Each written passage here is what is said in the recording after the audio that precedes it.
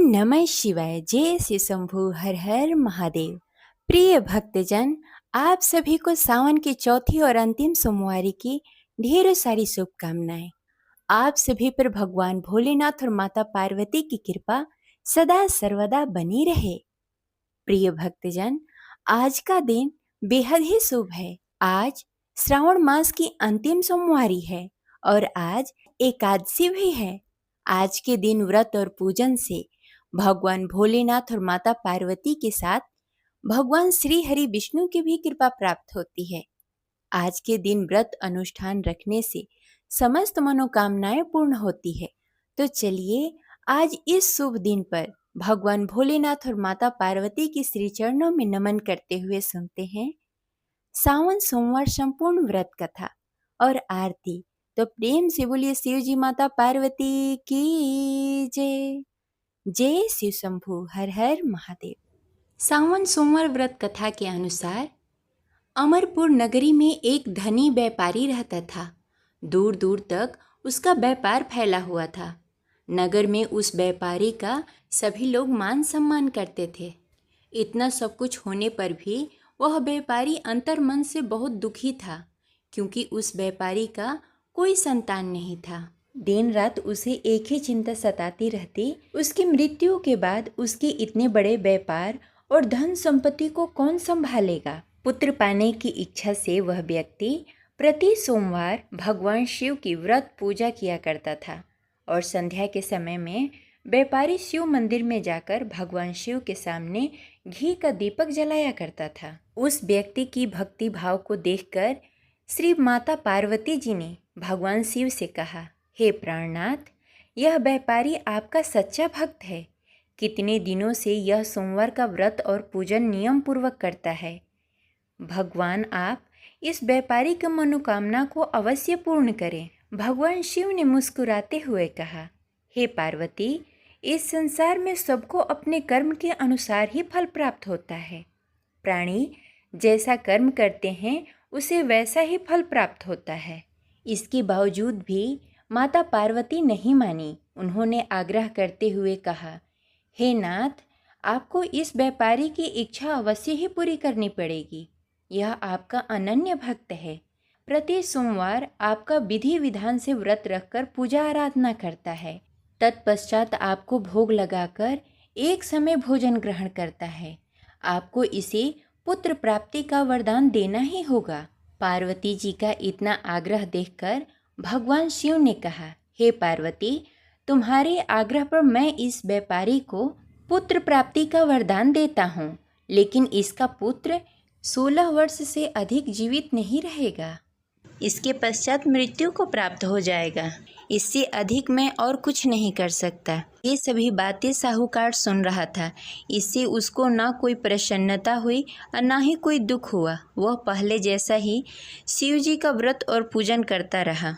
कुछ काल व्यतीत होने के पश्चात साहूकार की पत्नी गर्भवती हुई और 10वें महीने उसने पुत्र को जन्म दिया। साहूकार के घर में बहुत ही खुशी मनाई गई, परंतु साहूकार उसके 16 साल की आयु जानकर कुछ अधिक प्रसन्न नहीं हुआ। यह बातें उसके घर वालों को मालूम नहीं था। विद्वान पंडितों ने उसका पुत्र का नाम अमर रखा। जब अमर 12 वर्ष का हुआ तो उसे शिक्षा प्राप्त करने के लिए काशी भेजने का निश्चय हुआ। व्यापारी ने अमर के मामा को बुलाया और कहा कि अमर को शिक्षा प्राप्त करने के लिए काशी छोड़ आओ। अमर अपने मामा के साथ शिक्षा प्राप्त करने के लिए चला गया। रास्ते में जहां अमर और उसके मामा विश्राम करने के लिए ठहरते, वहीं यज्ञ करते और ब्राह्मणों को भोजन कराते।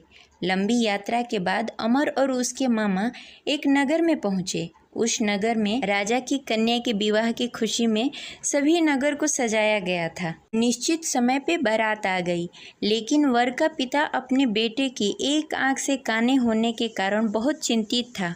उसे इस बात का भय सता रहा था कि राजा को इस बात का पता न चले, कहीं वह विवाह से इनकार न कर दे, इससे उसकी बदनामी होगी। वर के पिता ने अमर को देखा। उसके मस्तिष्क में एक विचार आया। उसने सोचा, क्यों न इस लड़के को दूल्हा बनाकर राजकुमारी से विवाह करा दूं।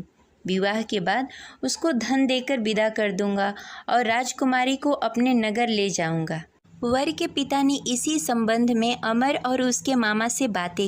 अमर के मामा ने धन मिलने के लालच में वर के पिता की बातें मान ली।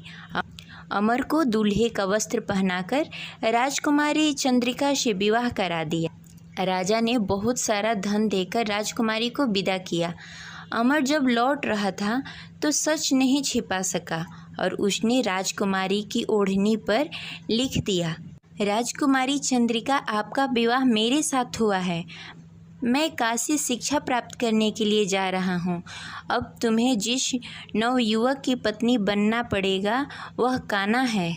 जब राजकुमारी ने अपनी ओढ़नी पर लिखा हुआ पढ़ा तो उसके कान्हे लड़के के साथ जाने से इनकार कर दिया। राजा ने सब बातें जानकर राजकुमारी को महल में रख लिया और उधर अमर अपने मामा के साथ काशी पहुँच गया। अमर ने गुरुकुल में पढ़ना शुरू कर दिया। जब अमर की आयु 16 वर्ष पूरी हो गई, उसने एक यज्ञ किया। यज्ञ की समाप्ति पर ब्राह्मणों को भोजन कराया और सभी को अन्न और वस्त्र दान किए। रात्रि को अमर अपने शयन कक्ष में सोने के लिए चला गया। शिव जी के वरदान के अनुसार शयन अवस्था में अमर के प्राण पखेरु उड़ गए। सूर्योदय पर मामा अमर को मृत देखकर रोने लगे। आसपास के लोग भी एकत्र होकर दुख प्रकट करने लगे। मामा के रोने विलापने का स्वर समीप से गुजरते हुए भगवान शिव और माता पार्वती ने सुन लिया। पार्वती जी ने शिव जी से कहा, मुझे इसके रोने का स्वर सहन नहीं हो रहा है, आप इस व्यक्ति के कष्ट अवश्य दूर करें।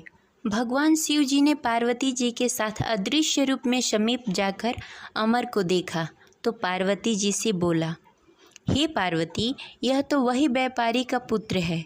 मैंने इसे 16 वर्ष तक की आयु का वरदान दिया था। इसकी आयु पूरी हो गई है। पार्वती जी ने फिर भगवान शिव जी से निवेदन किया, हे प्रभु, आप इस लड़के को जीवित करें, नहीं तो इसके माता पिता पुत्र की मृत्यु के कारण रो रो कर अपने प्राण त्याग देंगे। इसके पिता तो आपके परम भक्त हैं, जो वर्षों से सोमवार का व्रत करते हुए भोग लगा रहा है। पार्वती जी के आग्रह करने पर भगवान शिव ने उस लड़के को जीवित होने का वरदान दिया और कुछ ही पल में वह जीवित होकर उठ गया। शिक्षा प्राप्त करने के बाद अमर अपने मामा के साथ अपने नगर की ओर चल दिया। दोनों चलते चलते उसी नगर पहुँचे जहाँ अमर का विवाह हुआ था। उस नगर में भी अमर ने यज्ञ का आयोजन किया। समीप से गुजरते हुए नगर के राजा ने यज्ञ का आयोजन देखा। राजा ने अमर को तुरंत पहचान लिया। यज्ञ समाप्त होने पर राजा ने अमर और उसके मामा को महल में लेकर गए और कुछ दिनों तक उन्हें महल में ही रखा। उसके पश्चात बहुत सारा धन वस्त्र देकर राजकुमारी के साथ विदा किया। रास्ते में सुरक्षा के लिए राजा ने बहुत सारे सैनिकों को भी साथ में भेजा। मामा ने नगर में पहुंचते ही एक दूत को घर पर भेजकर अपने आगमन की सूचना भेज दी। अपने बेटे अमर के जीवित वापस लौटने की सूचना से व्यापारी बहुत प्रसन्न हुआ। व्यापारी ने अपने पत्नी के साथ स्वयं को एक कमरे में बंद कर रखा था। भूखे प्यासे रहकर व्यापारी और उसकी पत्नी बेटे की प्रतीक्षा कर रहे थे। उन्होंने प्रतिज्ञा कर रखी थी कि यदि उन्हें अपना बेटा मृत्यु के मुंह से वापस लौटकर नहीं आया तो वो अपने प्राण त्याग देंगे। व्यापारी अपनी पत्नी और मित्रों के साथ नगर के द्वार पर चला गया। उसने अपने बेटे का विवाह का समाचार सुनकर पुत्रवधू राजकुमारी चंद्रिका को देखकर उसकी खुशी का ठिकाना न रहा। उसी रात भगवान शिव ने व्यापारी को स्वप्न में आकर कहा, हे श्रेष्ठ, मैं तेरी सोमवार के व्रत करने और कथा सुनने से बहुत प्रसन्न हूँ। इसी वजह से मैंने तुम्हारे पुत्र की लंबी आयु कर दी है। व्यापारी बहुत प्रसन्न हुआ। सोमवार का व्रत करने से व्यापारी के घर में खुशियाँ लौट आई। शास्त्रों में लिखा है कि जो भी स्त्री या पुरुष सोमवार का विधि विधान से व्रत करते हैं और कथा सुनते हैं, उनकी सभी इच्छाएं पूरी होती है। आशा करते हैं यह कथा आपको अच्छी लगी होगी। तो इस वीडियो को लाइक करें और ज़्यादा से ज़्यादा लोगों को शेयर करें। अगर आप इस चैनल पर नए हैं तो इसे सब्सक्राइब कर लें और बेल आइकन को भी प्रेस कर लें। मिलते हैं अगली वीडियो में, तब तक के लिए हर हर महादेव। इस प्रकार सावन सोमवार व्रत कथा संपन्न हुई। अब चलिए सुनते हैं 16 सोमवारी व्रत कथा। सोमवार व्रत की पौराणिक कथा के अनुसार एक बार की बात है, भगवान शिव माता पार्वती के साथ भ्रमण करते हुए मृत्युलोक में अमरावती नगरी में आ गए। वहाँ के राजा भगवान शिव के परम भक्त थे। राजा ने एक शिव जी का मंदिर बनवाया था। भगवान शिव माता पार्वती के साथ वहीं ठहर गए। एक दिन पार्वती जी ने शिव जी से बोला कि नाथ, आइए आज चौपड़ खेलते हैं। खेल प्रारंभ हुआ। उसी समय पुजारी पूजा करने को आ गए। पार्वती जी ने पूछा, पुजारी जी बताइए, जीत किसकी होगी? पुजारी जी ने बिना सोचे समझे कहा कि भगवान भोलेनाथ ही जीतेंगे। किंतु अंत में जीत पार्वती जी की हुई। पार्वती जी ने मिथ्या भाषण के कारण पुजारी जी को कोढ़ी होने का श्राप दे दिया। पुजारी जी कोढ़ी हो गए। कुछ दिन बाद देवलोक की अप्सराएं पूजा करने के लिए आई और पुजारी जी को देखकर उन्होंने कोढ़ी होने का कारण पूछा। पुजारी जी ने सब बातें बता दी। अप्सराएं बोली, पुजारी जी आप 16 सोमवार का व्रत करो, महादेव जी आपका कष्ट दूर कर देंगे। पुजारी जी ने उत्सुकता से व्रत की विधि पूछी। अप्सराओं ने पुजारी जी को 16 सोमवार व्रत की विधि बताते हुए कहा कि हे पुजारी, सोमवार के दिन सूर्योदय से पहले उठकर स्नान आदि से निवृत्त होकर स्वच्छ वस्त्र धारण कर लेना। तत्पश्चात आधा सेर गेहूं के आटे का चूरमा बनाकर उसके 3 भाग कर लेना। फिर भगवान शिव जी की प्रतिमा के समक्ष घी का दीपक जलाकर गुड़ और नैवेद्य फूल, बेलपत्र, चंदन, अक्षत, जनेऊ का जोड़ा लेकर विधि विधान से प्रदोष काल में भगवान शिव की पूजा करना। पूजा के बाद गेहूं के आटे से बने हुए चूरमे की 3 भाग में से 1 भाग भगवान शिव को अर्पित करना और 1 भाग ग्रहण कर लेना और बाकी भाग प्रसाद के रूप में सब में वितरण कर देना। इस विधि से 16 सोमवार का व्रत संपन्न करने के बाद 17वें सोमवार को 5 सेर गेहूं के आटे का चूरमा बनाकर भोग लगाना। उसके बाद सब में बांट देना। फिर सर्व कुटुंबबंध प्रसाद ग्रहण कर लेंगे। ऐसा करने से शिव जी आपके सभी कष्ट दूर कर देंगे। यह कहकर अप्सराएं स्वर्गलोक को लौट गईं। पुजारी जी यथा विधि पूर्वक व्रत कर रोग मुक्त हो गए और पूजन करने लगे। कुछ दिनों के बाद शिव जी और पार्वती जी पुनः आए। पुजारी जी को कुशल देखकर पार्वती जी ने उनके रोग मुक्त होने का कारण पूछा। पुजारी जी ने सभी बातें बताईं। पुजारी जी के कथनानुसार पार्वती जी ने व्रत किया। फलस्वरूप कार्तिकेय जी माता पार्वती के पास आ गए और माता के आज्ञाकारी हुए। कार्तिकेय जी ने भी माता पार्वती से पूछा कि क्या कारण है जिससे मेरा मन बदल गया और मैं आपके चरणों में आ गया। पार्वती जी ने वही व्रत बताया। कार्तिकेय जी ने भी इस व्रत का पालन किया। फलस्वरूप उनका बिछड़ा हुआ मित्र मिला और उनके मित्र ने भी कारण पूछा और बताए हुए विधि से उनके मित्र ने विवाह की इच्छा से व्रत पूजन किया। फलस्वरूप वह विदेश गया और राजा की कन्या से स्वयंवर हो गया। राजा का प्रण था कि हाथनी जिसको माला पहनाएगी उसी के साथ राजा की पुत्री का विवाह होगा। वह ब्राह्मण कुमार भी स्वयंवर को देखने की इच्छा से एक ओर जा बैठा। हथनी ने माला इसी ब्राह्मण कुमार को पहना दी। धूमधाम से विवाह हुआ। तत्पश्चात दोनों सुख से रहने लगे। एक दिन राजकन्या ने पूछा कि आपने कौन सा पुण्य किया जिससे राजकुमारों को छोड़कर हथनी ने आपको चुना? ब्राह्मण ने 16 सोमवार का व्रत का सब विधि बताया। राजकन्या ने पुत्र प्राप्ति की इच्छा से व्रत किया और सर्वगुण संपन्न पुत्र प्राप्त किया। बड़े होने पर पुत्र ने पूछा, माताजी किस पुण्य से आपको मेरी प्राप्ति हुई? राजकन्या ने सब विधि पूर्वक 16 सोमवार का व्रत बताया। पुत्र राज्य की कामना से व्रत करने लगा। उसी समय दूसरे राज्य के राजा ने अपने दूतों को भेजा। राजा के दूतों ने आकर उसे अपनी राजकुमारी के लिए चुना। आनंद से विवाह संपन्न हुआ। राजा के दिवंगत होने पर ब्राह्मण कुमार को राजगद्दी मिली। वह इस व्रत को करता रहा। एक दिन अपनी पत्नी को पूजा सामग्री शिवालय से ले जाने को कहा, परंतु उसने दासियों द्वारा भिजवा दिया। जब राजा ने पूजन समाप्त किया तो आकाशवाणी हुई, इस पत्नी को निकाल दे, नहीं तो तेरा सत्यानाश कर देगी। प्रभु की आज्ञा मानकर उसने रानी को निकाल दिया।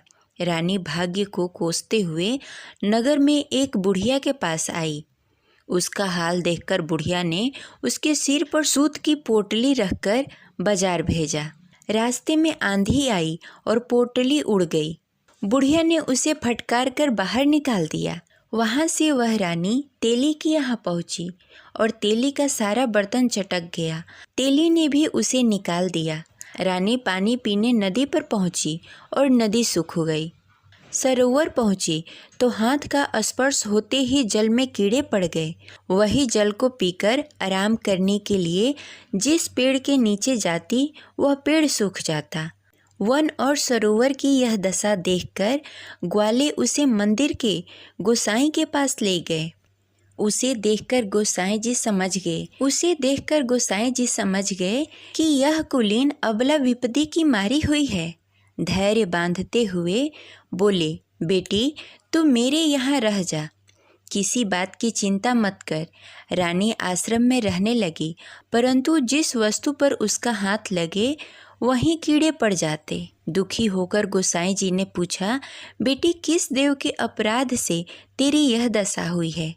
पुजारी जी की बात सुनकर रानी ने सारी घटना बता दी। गोसाई जी बोले, बेटी तू 16 सोमवार का व्रत करो। रानी ने गोसाई जी की बात मानकर सविधि पूर्वक 16 सोमवार का व्रत पूरा किया। व्रत के प्रभाव से राजा को रानी की याद आई और दूतों को उसकी खोज करने के लिए भेजा। आश्रम में रानी को देखकर दूतों ने राजा को रानी का पता बताया। राजा ने जाकर गोसाई जी से कहा, महाराज यह मेरी पत्नी है। शिव जी के रुष्ट होने से मैंने इसे परित्याग कर दिया था।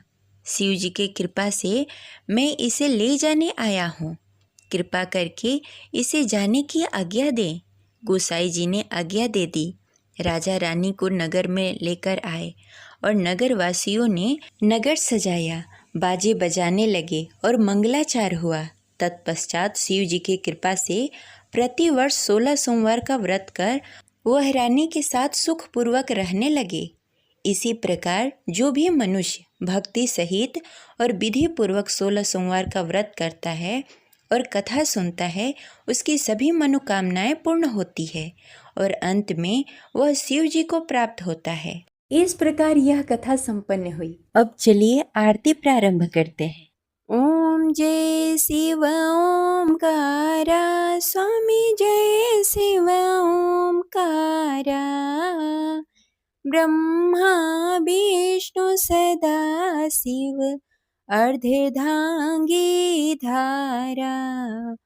ओम जय शिव ओमकारा, एकानंद चतुरानंद पंचानन राजे, हंसानन गरुड़ासन वृषवाहन साजे। ओम जय शिव ओमकारा, दो भुज चार चतुर भुज, 10 भुज आति सोहे, तीनों रूप निखरता, त्रिभुवन जन मोहे। ओम जय शिव ओमकारा, अक्षय माला वन्य माला, रुंड माला धारी, चंदन मृग मद सोहे, भाले शशिधारी। ओम जय शिव ओमकारा, श्वेतांबरे पीतांबर, बाघंबर अंगे, सनकादिक गरुड़ादिक, भूतादीन संगे। ओम जय शिव ओमकारा, करे के मध्य कमंडलु, चक्र त्रिशूलधारी, जग करता जग हरता, जग पालन करता। ओम जय शिव ओमकारा, ब्रह्मा विष्णु सदाशिव जानत अविवेका, प्रणवाक्षर के मध्य यह तीनों एका। ओम जय शिव ओमकारा, काशी में विश्वनाथ विराजे, नंदे ब्रह्मचारी, नित उठे भोग लगावत, महिमा अति भारी। ओम जय शिव ओमकारा, त्रिगुण स्वामी जी आरती, जो कोई नर गावे, कहत शिवानंद स्वामी, मन वांछित फल पावे। ओम जय शिव ओमकारा, स्वामी जय शिव ओमकारा। जय शिव शंभु, हर हर महादेव।